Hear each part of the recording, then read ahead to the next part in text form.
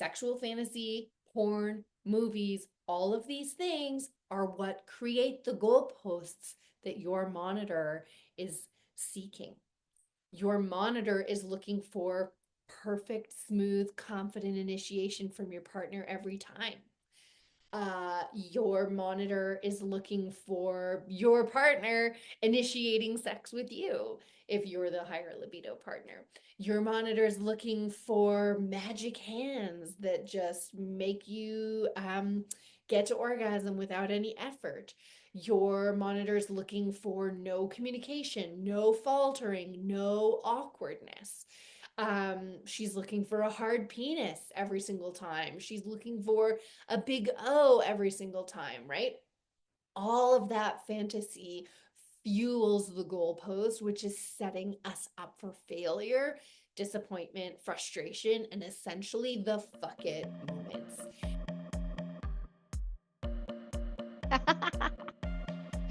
Welcome to the Sex After Kids podcast, a place for parents to come and learn together about the sometimes bumpy road back into the saddle of their sex life after adoption, childbirth, or joining a blended family. I am your host, Sophia Ashley, certified sex educator and sex coach, mother and stepmother, and your totally TMI guide to becoming BFFs with your body and initiating easy, connected, and confident, naked, sexy fun times. Here we are, one part science of sex, one part mindfulness magic, and one part straight up real talk to help you find the spark in your relationship and yourself after kids. I am so glad you are here.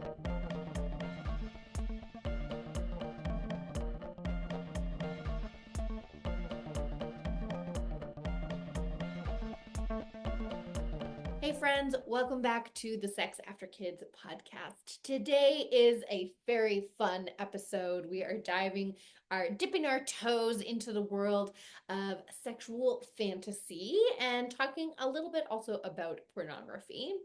And in particular, how these two things might be killing your sex life, and probably in ways that you aren't expecting or might surprise you. And we're going to talk about what to do about it. So buckle in, as I like to say, and let's dive in. So where does this come from?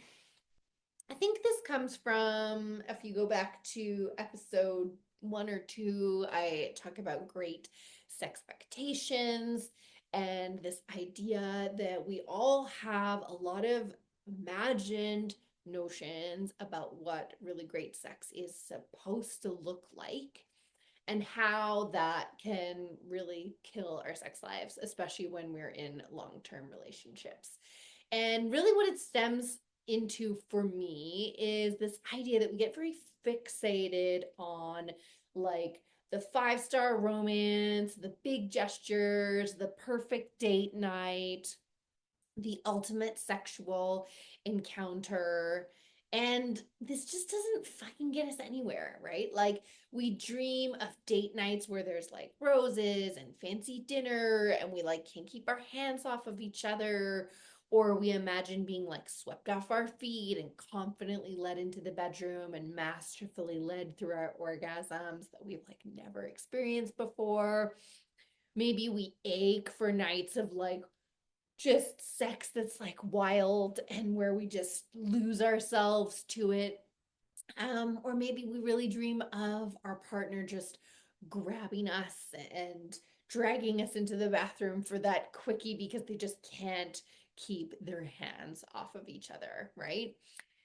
These are all essentially like 5-star romance novel versions of desire that we are, many of us, living out in our daydreams or through the use of pornography and erotica. At the end of the day, we want to be wanted, we want to be taken, we want to be led, we want to feel confidence in the bedroom and in our romantic contexts from ourselves and from our partners. And the way we're living this these days is living in romance novels or fantasy smut like the rest of the internet. We might be catching ourselves like romanticizing or daydreaming about the early days of our relationship, or maybe a previous lover that we've had, or maybe some new thing that's caught our interest at the office. We might be watching too much porn to escape the reality of our current sex life, right? Let's be honest.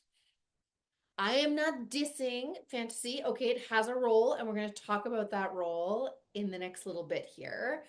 But let's be honest, right? Living in fantasy is very appetizing, and it is appetizing because it's easy, because it's our fantasy.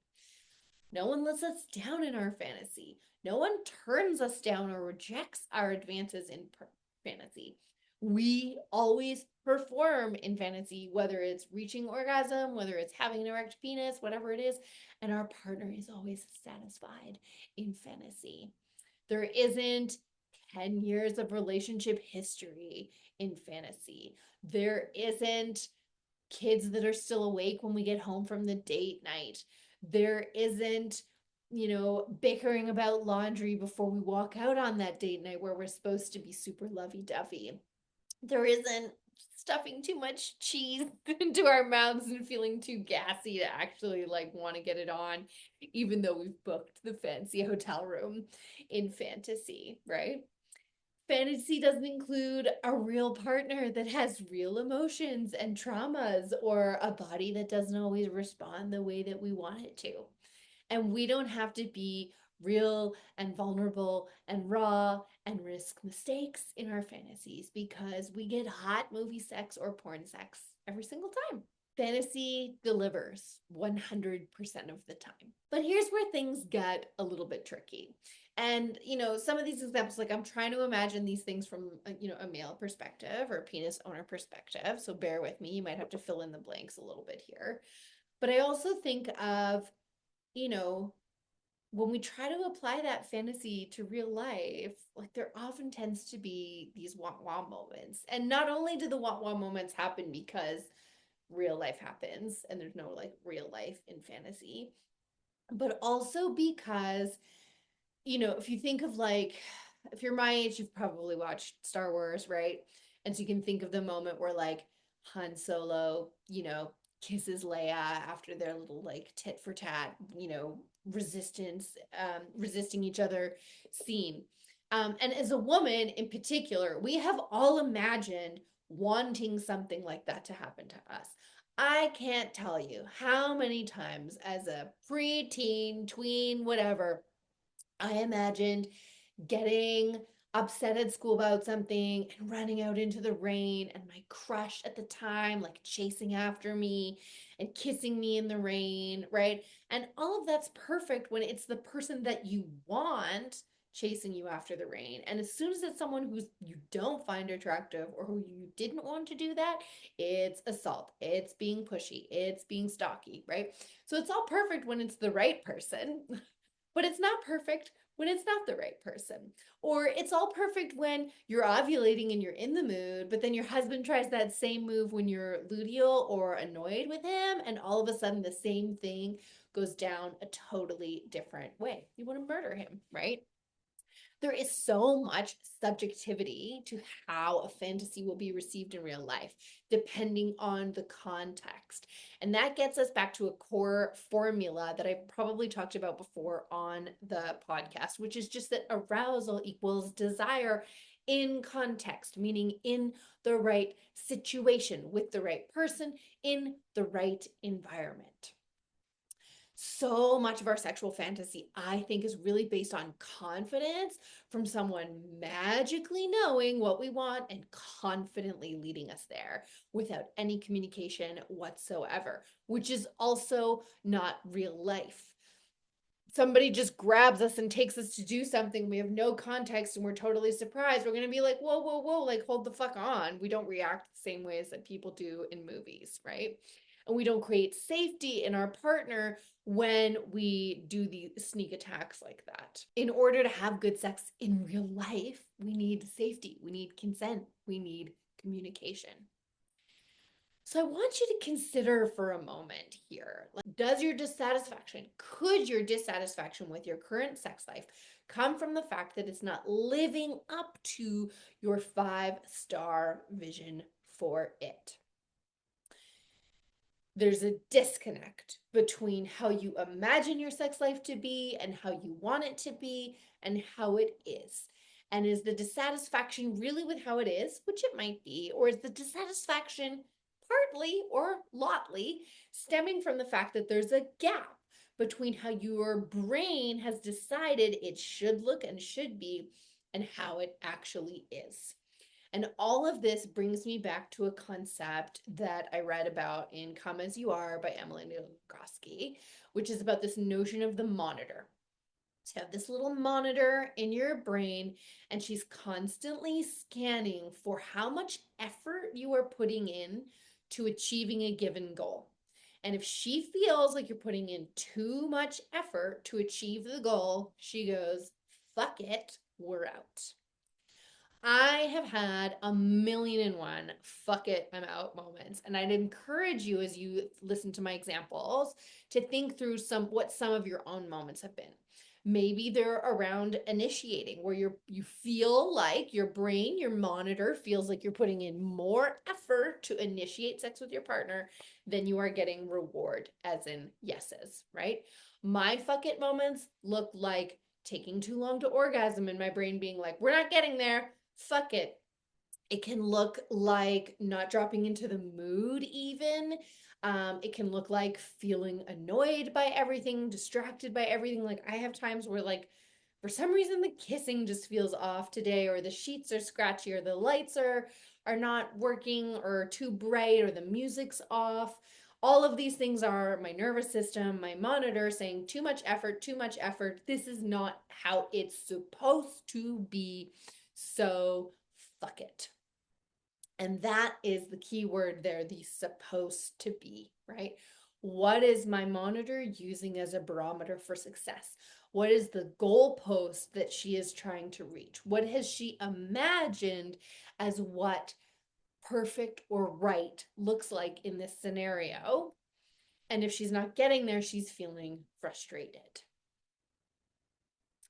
What if real sex is messy, is vulnerable, is awkward, is silly, and is also amazing and delicious and all of the things?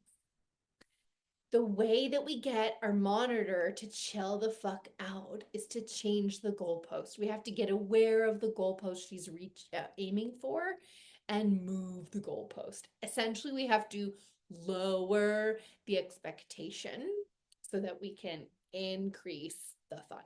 As soon as we move that goalpost, she doesn't feel like she's working so hard anymore. It's easier to achieve. And then all of a sudden, we can keep going and work our way towards the next goalpost and the next goalpost and the next goalpost. So, how does fantasy and porn in particular play into this? Sexual fantasy, porn, movies, all of these things are what create the goalposts that your monitor is seeking. Your monitor is looking for perfect, smooth, confident initiation from your partner every time. Your monitor is looking for your partner initiating sex with you if you're the higher libido partner. Your monitor is looking for magic hands that just make you get to orgasm without any effort. Your monitor is looking for no communication, no faltering, no awkwardness. She's looking for a hard penis every single time. She's looking for a big O every single time, right? All of that fantasy fuels the goalpost, which is setting us up for failure, disappointment, frustration, and essentially the fuck it moments. And when we get stuck in a fuck it loop, we're not getting anywhere. We're not fucking when we're stuck in a fuck it loop. I should quote that. Get t-shirts. You're not fucking when you're stuck in a fuck it loop.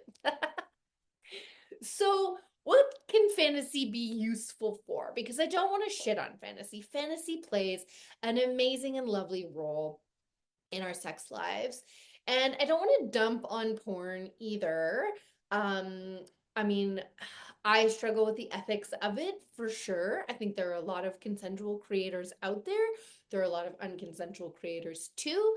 So if we imagine that we have like perfectly consensual, ethical porn, porn in and of itself is not necessarily a bad thing, but how we use it to bypass the real vulnerabilities of sex with a real human, and how we use it to escape life emotions, right? It's like any other kind of addiction. It provides that dopamine hit quickly that we don't get in real life necessarily. That's how it can become problematic. And I listened to an amazing like a little interview snippet from Esther Perel the other day, who's a wonderful therapist and sex therapist, and she talked about how, in particular, for men who have struggled with porn addiction, you get to bypass three of the biggest vulnerabilities from having sex. And so, like, porn is never going to reject your initiation. Porn is always going to get off and have a good time. And porn doesn't care if your penis isn't hard or if you don't come off or if you don't have a good time. So you don't have to deal with the vulnerability and the rejection at any one of those phases. Everyone's just having a good time every single time, but it lacks the depth and the pleasure and the sensuality that comes from risking the vulnerability of attempting those other things. So we're not knocking on porn, we're not knocking on fantasy, but we want to be cautious about how we are like channeling and using that energy. So, for example, I think a common thing can be we're in long-term relationships. We end up with crushes sometimes on people that maybe we would just jive with, right? Maybe we got the new office mate and there's clearly some chemistry between us, and then all of a sudden they're ending up in our fantasies, or we're fantasizing about our, new romance novel that we're imagining, or some celebrity character, TV character that we've got a crush on. And that doesn't necessarily mean that we don't have those feelings for our partner anymore, or that those feelings can't be channeled for our partner anymore. It just means that they've been kind of awoken. And we can use or think about fantasy as like an information source, right? So, fantasy is a great way for tuning into what we might actually be craving or desiring in our sex life right now. And it's also a really great indicator that we still have sexual energy, sex drive, libido to share. We just haven't been able to direct it into the direction of our partner. And that's something that we can learn to do. So, what do we do with fantasy, right? Like, how can we use it in positive ways instead of allowing it to continue to set unrealistic goals for our monitor to try to catch up to and create too big of a gap between what we're experiencing and this imaginary goal that we've set? So, the first thing is to like lean into fantasy, I would say. So, whether it's 5-star romance or the sex of your life, let your imagination run, but also keep it in check. Remember that it is fantasy, not real life, especially when it comes to pornography, right? Number 2 is to use fantasy as an information source to let you know what you are craving right now. And as an example, I would say after baby number 1, I don't really think I was doing a lot of like sexual imagining.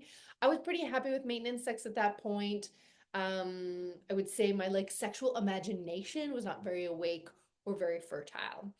And now that I am 3 years past baby number 2, I would say my sexual imagination is pretty awake. And that is giving me information about the fact that I am seeking new and novel experiences in my sex life, and I can bring that back to my partner to let him know the flavor that I'm looking for or the things that I would like to try. So I'm using it as an information source, which is useful.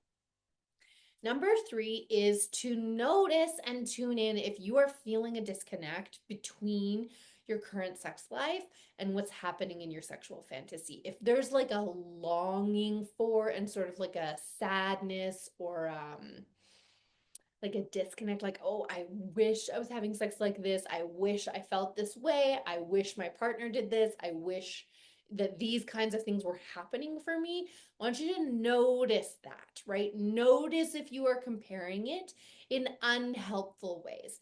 Notice if you are focused a little bit too much on the fantasy part of fantasy And if your expectations are a little bit unrealistic, maybe do some journaling, get curious about what it is that you're longing for or where you're feeling the disconnect. And again, allow that to provide you with information, either about things that you need in your sex life right now or are craving that you need to communicate with your partner, or places where you maybe need to change the goalpost, right? If you're expecting, if you're craving, if you're wishing that you could just read each other's minds and rip each other's clothes off without communicating at all, maybe that's a sign that you want to invest in learning about or improving your ability to communicate during sex so that you can get to a point where you're communicating less, right? If you're wanting your partner to be more confident in how they're initiating, maybe you both need to invest in practicing your initiation skills and learning how to initiate each other with more confidence, as well as shedding some of that like built up history you have around avoidance and shutting each other down. Maybe you're wanting to feel more surrender, and this means that you've got to learn a little bit more about like supporting your nervous system and your partner supporting your nervous system to like fully relax into pleasure and let go with wild abandon or whatever you want to call it during sex. And these are all skills we actually work on in my signature program, the Naked Fun Comeback, which is starting at the end of March, beginning of April here. If you want to learn more about that, definitely give me a ring. I will leave the details in the show notes.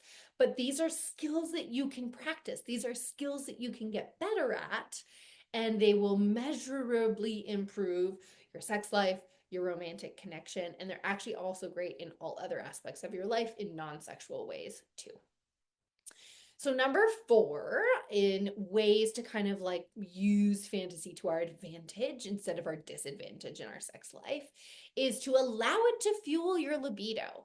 So, again, if we go back to that like office crush idea, or maybe you're thinking about an ex previously and like over romanticizing the good parts and, fudging the edges around the struggles or hard parts you had there. Think of that as energy that you have woken up. And you can keep that energy focused outside of your relationship towards this like crush or the book you're reading or the porn star that you're focused on or whatever. Or you can take that energy and focus it back into your relationship with your partner. Could you try swapping your partner into some of those fantasies and seeing how that feels? Can you take that energy and allow it to be energy that allows you to initiate with confidence? Can you take that energy? And I always say, and I'm sure I've told this story before, but like I walked into Bridgerton completely fucking blind. Okay. I had no idea what Bridgerton was or was about. I thought I was going to be watching like a feminist period piece. And especially season one, right? I just walked into a lot of fucking. And I was like, oh, okay. And it did a lot of lovely things for me. And I noticed that I was initiating sex more often. And in fact, I even watched season 2 and 3 with my partner.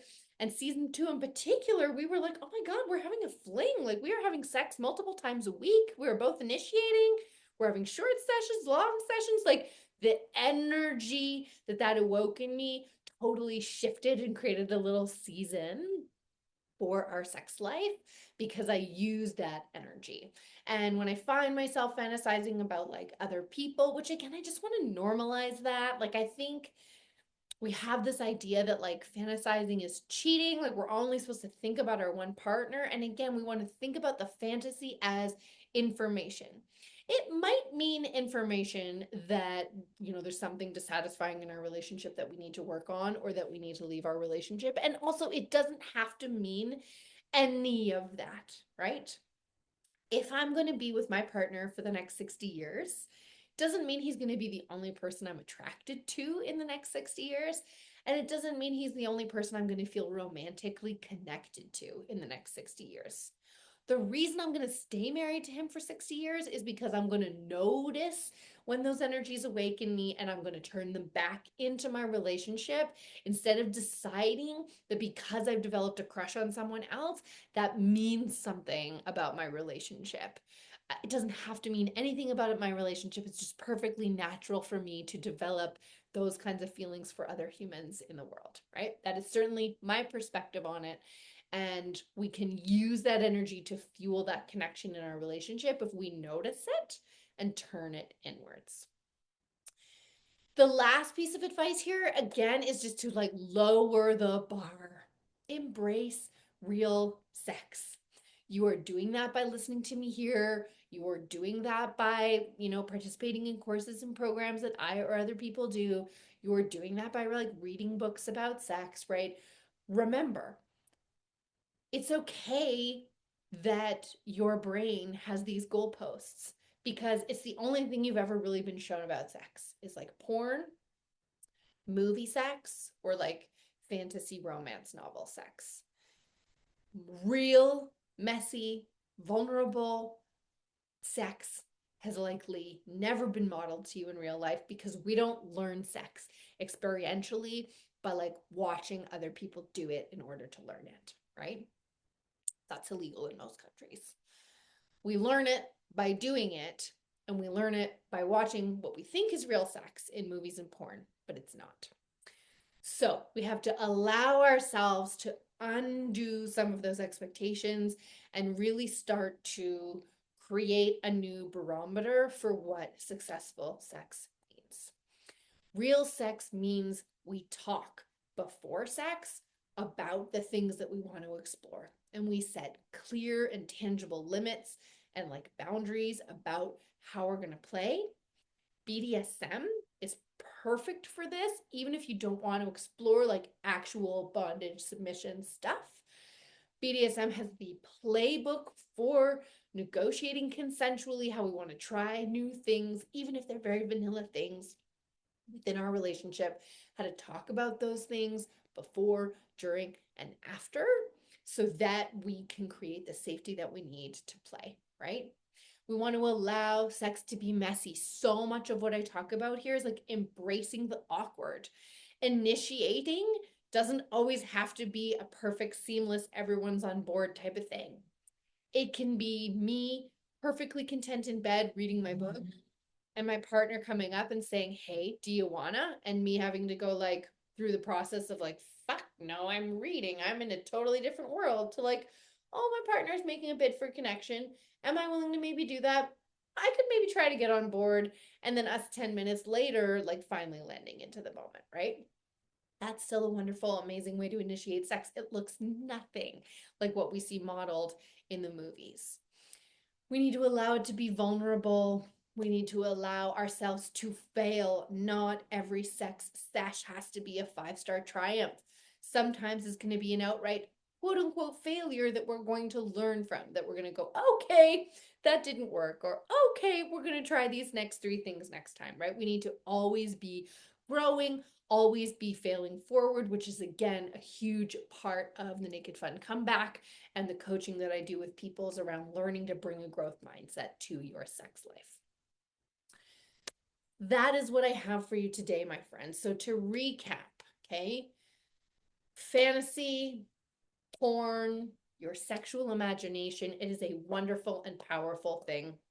And it can set you up for utter failure in your sex life if you are not careful, because it sets up an unrealistic goalpost that your inner monitor is going to be working towards. And if they're working too hard for that goal, they're just going to go fuck it and give up. And if you are stuck in an avoidant and pursue cycle, there's probably a lot of fuck it, I'm giving up happening. Your inner monitor has said, this is not worth it. We are not going to bother, right? I'm not going to try anymore. I'm not going to respond anymore, or I just don't care about this anymore. So that doesn't mean you don't actually care about sex. It means your monitor has decided that the effort you need to put in to get the sex you think you should be having is too much. Why? Because the sex you should be having is totally unrealistic imaginary sex. We need to bring the goalpost back.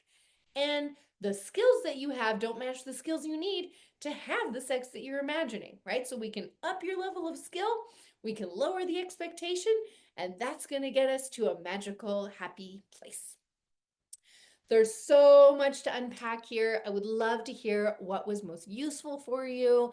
And if there's things that you're noticing that you want to unpack, remember you can always book a free Sex After Kids Reset Roadmap call. It's a 30-minute call, totally free. We'll just chat about what's going on for you. We can unpack what you heard in this episode and figure out your next steps. And also, if you're like, fuck it, in a good way, yes, Sophia, I need my monitor to chill the fuck out. I have got to reset the goalpost and I have got to learn some new skills. In particular, I need better communication skills. I need to learn how to support my nervous system. I need to ditch the mindsets that are not serving me. And I need to build a habit of wonderful, fun, flirty, connected intimacy with my partner. Then I really encourage you to just send me an email and I can send you the details for the Naked Fun Comeback. It's a 4-month program, but you have access to it for a year. And it's essentially a series of hands-on dates to get you from basically not having any sex at all. We're going to start there, regardless of how much sex you're having, to having naked, sexy, fun times on the regular, whatever that looks like for you, that both of you enjoy and want to show up to. I look forward to chatting with you next week. We will catch you soon. This is the part where we do the end bit, right? My friends, let's take a mindfulness minute here. Take a deep breath in. Open that mouth and let out a big, deep, full body sigh. Voila, your nervous system thanks you. Thank you so much for being here today. I hope that your head and your heart have something new to consider, something new to talk about, and something new to try. No husbands were harmed in the making of this podcast, and a big thank you to my husband for his help and original music composition. Love you, babe. This podcast was recorded on the traditional territories of the Kwanlin First Nation and Tonquichan Council in Whitehorse, Yukon. We acknowledge and are grateful to the original stewards of this land where we get to play, live, and raise our children. You can catch me on the Instagram at the Happy V Project for tips, tools, and anecdotes. And you can also join the weekly-ish newsletter for dispatches from my bedroom and my brain. Also, head to thehappyvaginaproject.com to learn more about how you can work with me. Catch you next time.